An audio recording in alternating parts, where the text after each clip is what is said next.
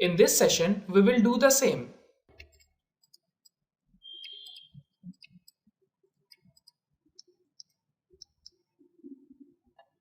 So you can also add extra details.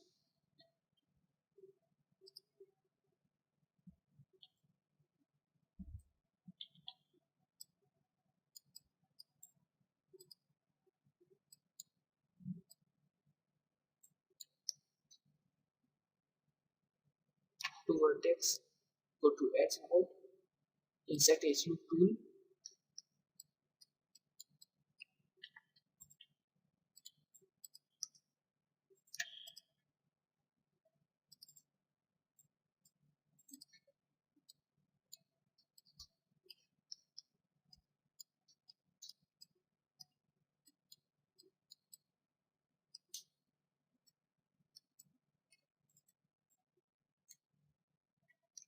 Right click object. We will have to put some names over the parts. So this one is the back part, and for naming I should go to channel box editor.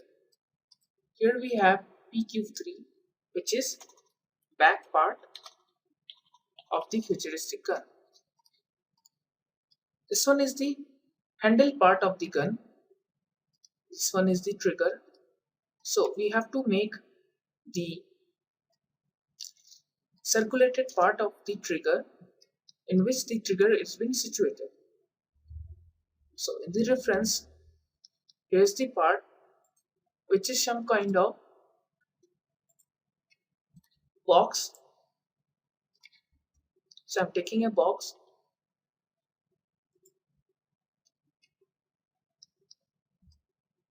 just put over the trigger.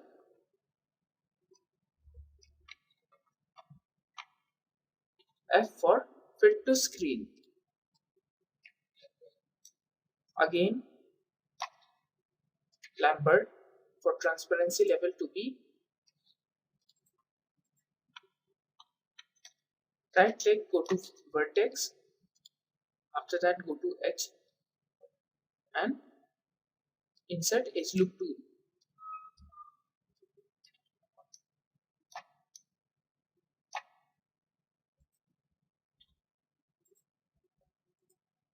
The last part of the box will be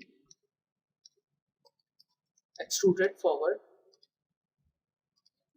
So we'll go to extrude and do the extrude to forward direction.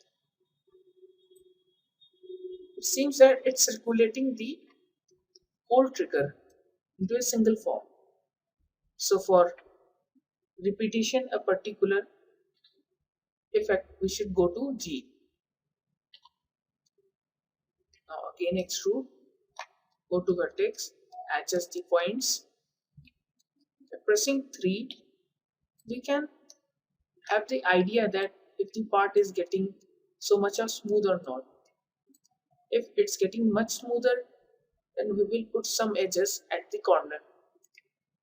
So go to insert edge loop tool, just put some edges so that the hardness will be preserved.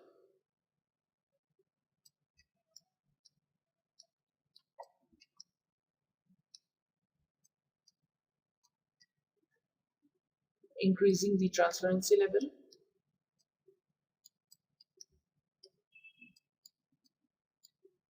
By pressing 3, now the problem has been solved.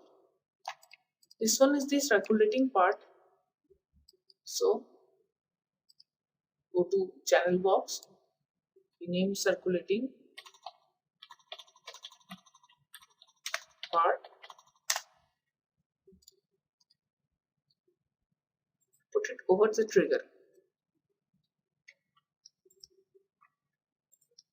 We have to scale a little bit.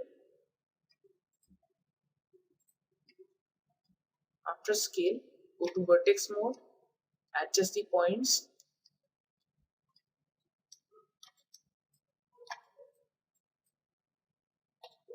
F for fit to screen, object mode.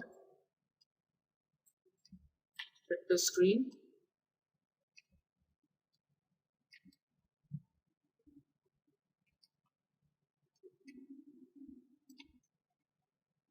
In next lesson, we will make some sort of details.